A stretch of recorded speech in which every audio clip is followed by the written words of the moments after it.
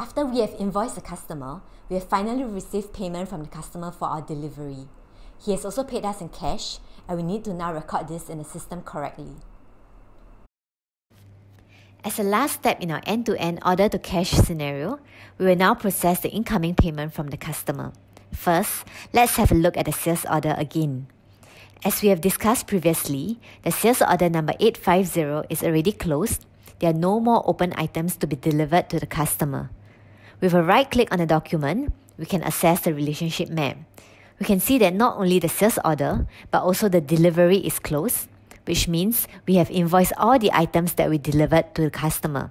However, the invoice with number 1026 is still open, which means the customer has not paid up yet. Let's close the relationship map and add an incoming payment. In order to do this, I simply click on the Next button in my Sales Process widget, indicating incoming payments. Here, I just enter my customer ID, and SAP Business One will immediately show me all open items for this customer. I can now select the invoice which the customer indicated he wants to pay, in this case, invoice number 1026. The system will then add the open invoice amount to the total amount due. I can now tell the system how the money is being received, either via check, bank transfer, credit card, or cash.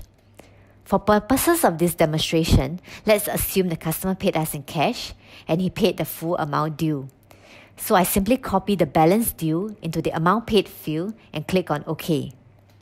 All I now have to do is to add the incoming payment to my SAP Business One system, and the order to cash process has been completed.